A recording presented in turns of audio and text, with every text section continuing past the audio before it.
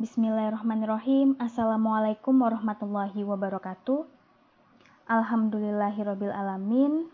Pada hari ini saya bisa bertemu dan menyapa teman-teman semuanya secara virtual dalam mata kuliah Bahasa Indonesia.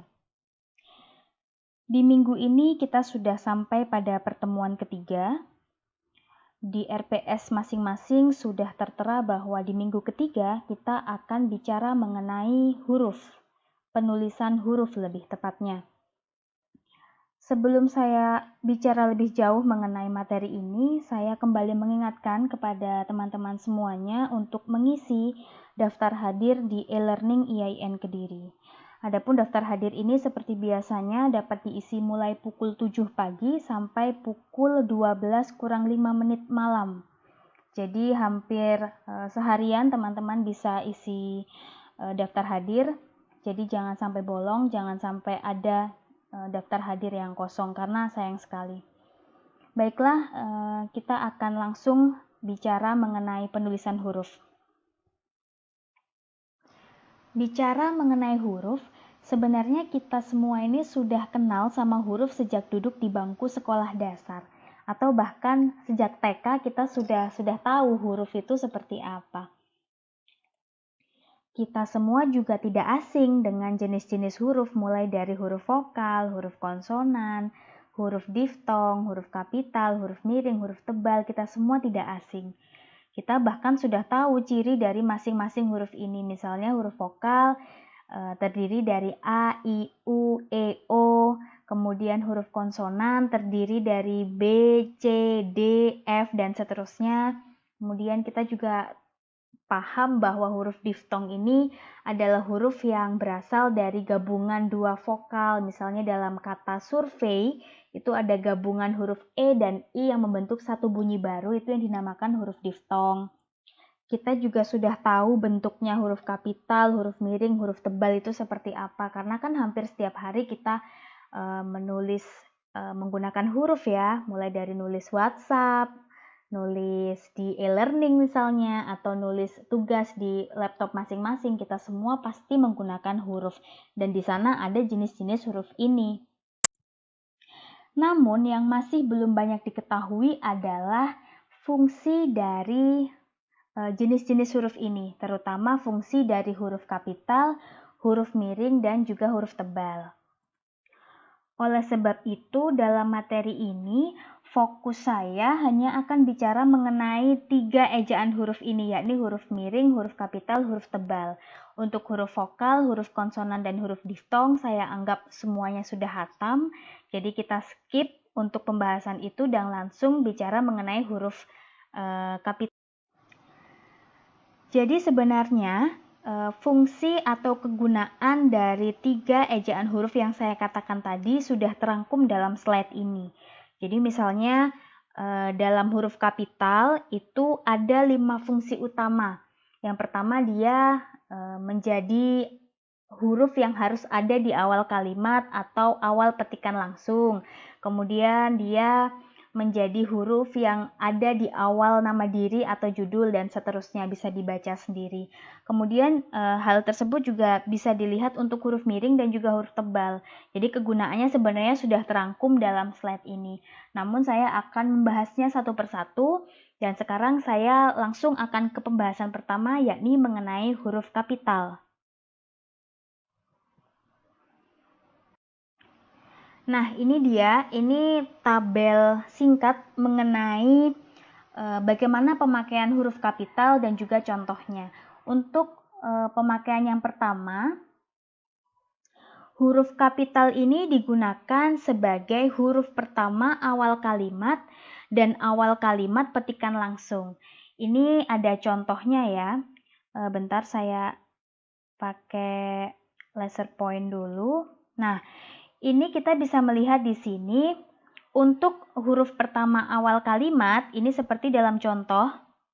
Jadi huruf kapitalnya di sini, huruf D di sini harus besar karena dia ada di awal kalimat. Kemudian pemakaian yang kedua, huruf kapital itu ada di awal kalimat petikan langsung. Ini bisa kita lihat di sini ya, bahwa setelah petikan langsung itu ada huruf kapital. Dan sebelum tanda petik ini harus ada tanda koma. Ini nanti akan kita bahas lebih lanjut saat materi tanda baca. Kemudian pemakaian yang kedua, ini berkaitan dengan huruf kapital digunakan sebagai huruf pertama unsur nama diri dan judul. Untuk nama diri ini terdiri dari nama orang, keagamaan, peristiwa, dan seterusnya ini ya. Jadi ini langsung saya ke contoh. Di contoh ini yang poin A itu huruf pertama nama orang. Jadi di sini ada nama Joko Widodo. Untuk huruf J dan W-nya itu harus menggunakan huruf kapital karena dia adalah nama orang. Kemudian ada unsur keagamaan. Nah, di sini seperti agama Islam, seperti kitab Alkitab begitu ya, seperti Tuhan. Ini semuanya harus diawali dengan huruf kapital. Gitu. Ini juga termasuk Allah gitu ya, A-nya itu harus selalu besar. Kemudian ini contoh yang ketiga, ini berkaitan dengan hari besar. Jadi, peristiwa maksud saya. Jadi di sini ada peristiwa konferensi Asia Afrika, itu harus menggunakan huruf kapital di setiap awalan unsur katanya. Ini juga berlaku kalau kita menulis Sumpah Pemuda, itu kan ada peristiwa ya, itu juga pakai huruf kapital. Kemudian selanjutnya ini yang sering saya temukan kesalahan ya, ketika menulis bangsa, ketika menulis bahasa, ketika menulis suku, itu selalu misalnya bangsa Amerika ini B-nya ditulis kapital, padahal itu tidak tepat. Yang benar seperti ini, bahwa kalau ada kata bangsa Amerika itu B-nya kecil, A-nya besar. Begitu juga dengan bahasa Indonesia, ini B-nya kecil, ini I-nya besar, karena yang disorot di sini adalah bangsanya, bangsa Amerika dan Indonesia, bukan kata bangsanya, tapi merujuk pada bangsa itu sendiri, nama diri bangsa itu. Kemudian untuk poin E, ini contoh dari tahun, bulan, dan hari. Jadi untuk penulisan tahun, itu T-nya itu kecil, sementara hijriahnya hanya itu besar. Begitu juga dengan bulan Agustus dan hari Jumat, hari Senin, hari Minggu, itu semua hanya hurufnya kecil. Tapi yang huruf kapital itu hanya nama harinya gitu ya, nama diri dari harinya, bukan kata harinya itu. Kemudian selanjutnya huruf kapital ini berkaitan dengan judul ya. Jadi ini misalnya ada judul buku, judulnya seperti ini, Pedoman Penulisan Proposal dan Skripsi. Ini nama judul. Tapi ketika ada ada kata tugas di sini, kata tugas itu kayak dan, kemudian oleh, kemudian jadi, kemudian di, ke, dari, itu semua kata tugas. Nah, itu tidak boleh pakai huruf kapital meskipun dia merupakan judul. Jadi contohnya seperti di poin F ini ya, pedoman penulisan proposal dan skripsi, dan-nya, D-nya didahului huruf kecil. Kemudian poin ini, jadi huruf kapital tidak dipakai pada nama orang yang merupakan nama jenis atau satuan ukur. Di sini contohnya seperti ini ya, mesin diesel 5 ampere. Diesel ini sebenarnya nama orang, nama penemu dari diesel itu. Tapi karena dia sudah dijadikan dalam satuan, dia sudah dijadikan dalam nama sebuah mesin begitu, maka meskipun dia nama orang, dia tidak ditulis kapital seperti Newton gitu ya, satuan Newton. Itu Newton kan nama penemu, tapi ketika dia sudah dalam satuan, itu maka dia tidak ditulis dalam huruf kapital.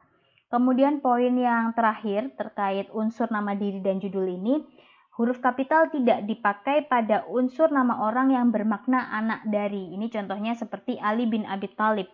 Jadi untuk bin-nya kan ini bermakna anak dari, itu tidak ditulis menggunakan huruf kapital, hurufnya tetap kecil. Sekarang yang sedang ramai dibicarakan juga ada ya, contohnya coronavirus gitu ya. Ketika coronavirus ini yang awalnya adalah merupakan bahasa asing diserap kepada bahasa Indonesia, itu pilihannya dua. Dia menjadi coronavirus, corona C-nya berubah jadi K, coronavirus, atau berubah menjadi virus corona. Nah, di sini coronanya itu tidak ditulis menggunakan huruf kapital karena dia merupakan nama jenis. Jadi corona ini merupakan jenis virus. Sama saja seperti saya menyebut jenis binatang, misalnya kerbau, ayam, bebek, itu kan juga jenis hewan gitu ya. Jadi untuk penulisan corona itu tidak usah ditulis besar karena dia nama jenis. Pemakaian selanjutnya adalah huruf kapital yang dipakai pada huruf pertama unsur nama gelar atau jabatan yang diikuti nama orang atau yang dipakai sebagai sapaan. Ini contohnya ada 3 ya. Ada Sultan Hasanuddin, ini kan nama gelar ya, gelar sultan. Itu dia harus memakai huruf kapital. Kemudian jabatan, di sini jabatan kan gubernur. Ini juga harus memakai huruf kapital. Kemudian ada jabatan yang dipakai sebagai sapaan. Di sini ada dokter, ini juga harus menggunakan huruf kapital. Begitu juga dengan misalnya selamat pagi gubernur, itu G-nya juga harus besar karena dia merupakan gelar yang dipakai sebagai sapaan begitu. Kemudian untuk pemakaian yang keempat itu huruf kapital digunakan sebagai huruf pertama kata sapaan atau pengacuan, termasuk kata Anda. Jadi ini hampir sama seperti poin yang ketiga tadi, bagian C, bahwa untuk sapaan itu harus diawali dengan huruf kapital. Seperti contoh ini ya, silahkan duduk Pak, P-nya ini harus kapital karena dia merupakan sapaan. Selamat pagi anak-anak gitu ya, karena dia sapaan, anak-anaknya juga harus besar, huruf kapital. Begitu juga dengan kata Anda. Jadi kata Anda ini kata yang spesial ya, karena kalau dia dipakai dalam sebuah kalimat, entah itu sapaan atau tidak, itu harus memakai huruf besar. Karena apa? Karena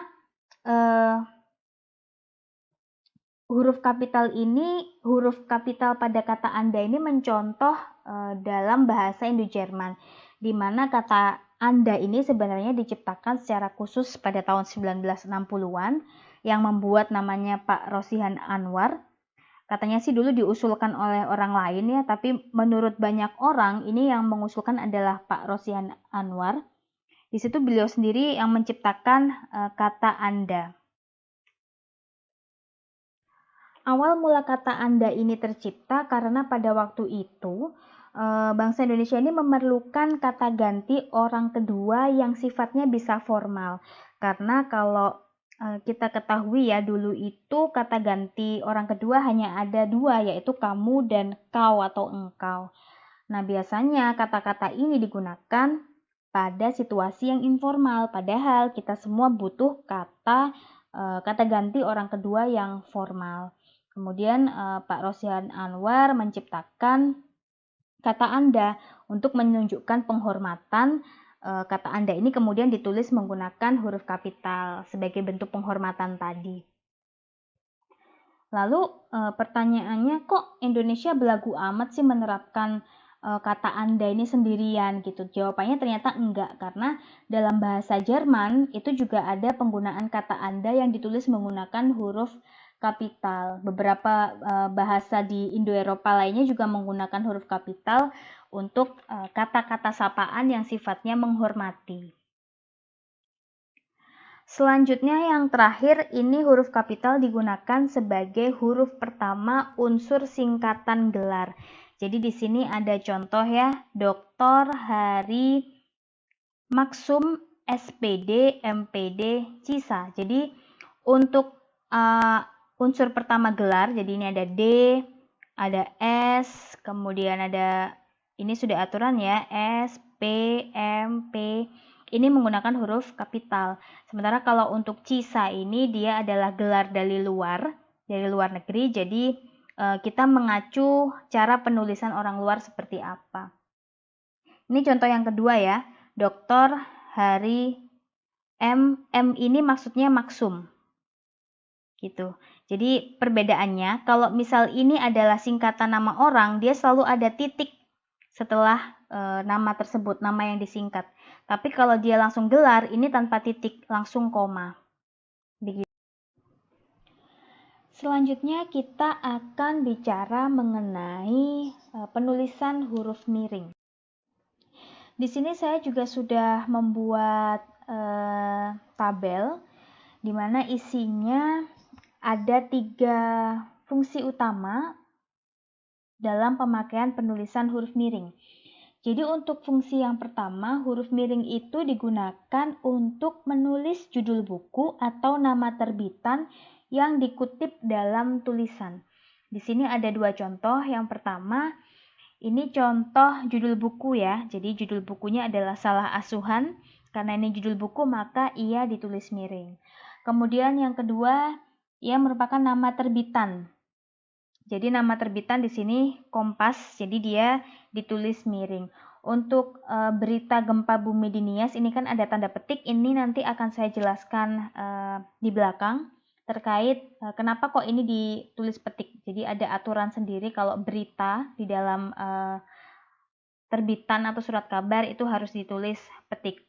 Kemudian yang kedua, huruf miring itu ditulis dalam satuan bahasa, baik itu huruf maupun kata yang ditegaskan atau dikhususkan di dalam kalimat. Jadi kalau ada huruf atau kata yang dia ditegaskan dalam kalimat itu, dia harus ditulis miring. Seperti pada kata abad, ini kan ketika kita baca, huruf terakhir pada kata abad adalah D. Di sini ada penekanan untuk abad, karena abad di sini adalah kata yang ditekankan.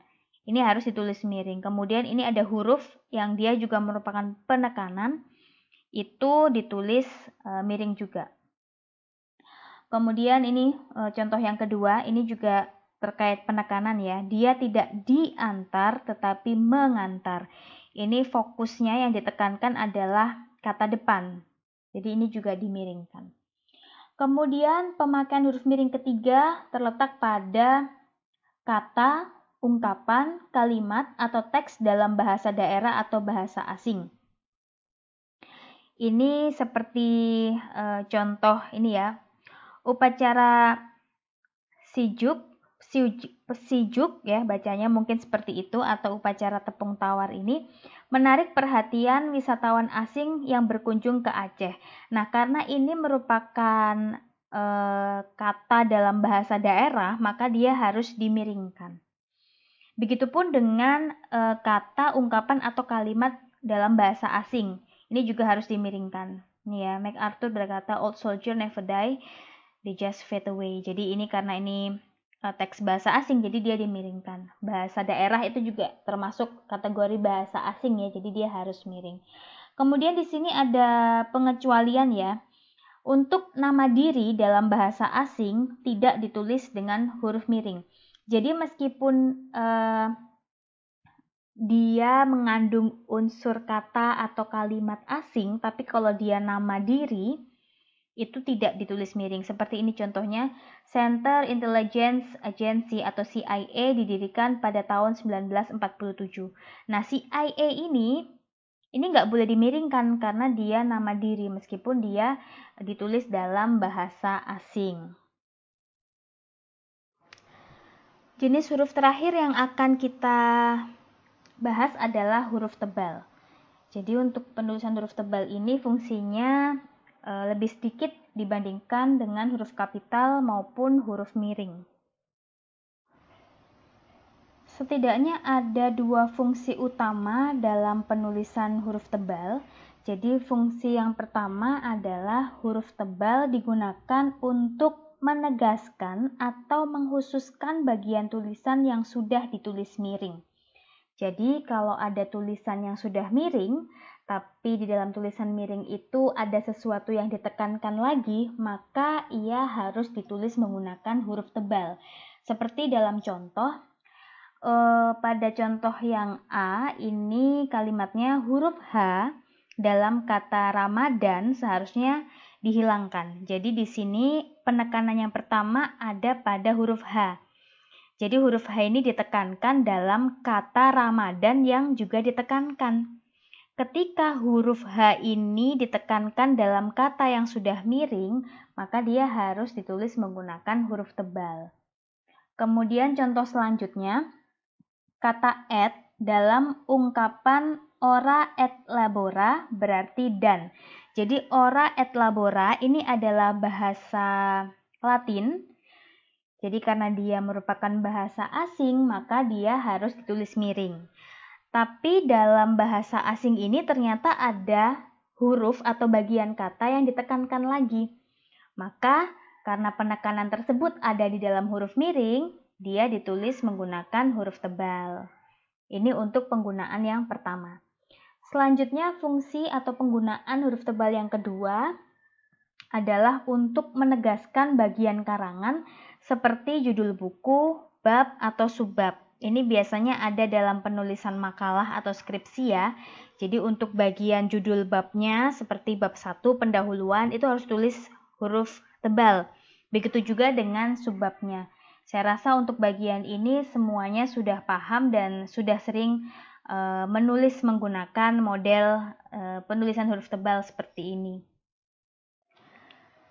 Selanjutnya saya akan bicara mengenai penggunaan huruf miring pada judul. Ini tadi sudah sempat saya singgung sedikit ya dalam slide pembahasan tentang penulisan huruf miring. Jadi untuk penulisan judul itu kita dapat menggunakan huruf miring atau tanda petik. Tetapi saat menulis judul menggunakan huruf miring itu tidak boleh dipetik. Jadi tidak boleh digunakan dalam saat yang bersamaan. Judul bagian dalam satu karya itu baru diapit dengan tanda petik. Tapi kalau karya itu sendiri ditulis menggunakan huruf miring. Untuk lebih jelasnya kita langsung lihat saja ke tabel ini. Jadi dalam karya besar misalnya buku, di dalam buku itu kan selalu ada bab. Nah, ketika kita menuliskan sebuah kalimat yang harus menjelaskan ada bab dan juga buku, maka untuk bagian babnya itu diapit oleh tanda petik. Sementara buku sebagai karya yang lebih besar, karya itu sendiri itu ditulis menggunakan huruf miring. Begitu juga dengan majalah. Majalah itu kan karya besarnya. Di dalam majalah ada artikel. Berarti artikelnya ini yang ditulis menggunakan huruf petik. Jadi diapit oleh tanda baca petik maksud saya. Untuk huruf miringnya itu merujuk pada karya besarnya yaitu majalah. Ini juga berlaku pada koran yang bagian kecilnya adalah berita, kemudian album untuk karya besar yang bagian kecilnya adalah lagu. Jadi misalnya ini contohnya lagu Nina Bobo, ini judul lagunya yang ada di dalam album lagu anak terpopuler begitu. Ini ditulis menggunakan huruf miring. Ini juga ada film. Di dalam film itu ada adegan. Misalnya ini adegan pertemuan. Ini diapit oleh tanda petik. Sementara untuk judul filmnya itu ditulis menggunakan huruf miring. Yang terakhir ini ada contohnya karya besarnya adalah acara televisi. Kemudian bagiannya adalah episode. Ini contohnya episode wawancara Habibie pada acara Mata Najwa. Jadi untuk karya besarnya ketika ditulis dalam kalimat itu ditulis menggunakan huruf miring. Sementara untuk bagian di dalam karya besar itu diapit oleh tanda petik. Kurang lebih begitu. Baiklah, itulah tadi kurang lebih pemaparan singkat saya mengenai penulisan huruf. Ada huruf kapital, huruf miring, dan juga huruf tebal. Mudah-mudahan meskipun pembahasannya singkat, sangat padat, tapi mudah-mudahan jelas dan bisa diterima oleh teman-teman semuanya. Apabila masih ada yang kurang dimengerti, yang masih mengganjal di hati, boleh disampaikan dalam kolom diskusi yang sudah saya sediakan. Untuk pemaparan materinya saya kira cukup. Terima kasih atas perhatian teman-teman semua. Mohon maaf apabila ada kekurangan dan kesalahan dalam penyampaian materi saya hari ini. Akhir kata, terima kasih banyak. Wassalamualaikum warahmatullahi wabarakatuh.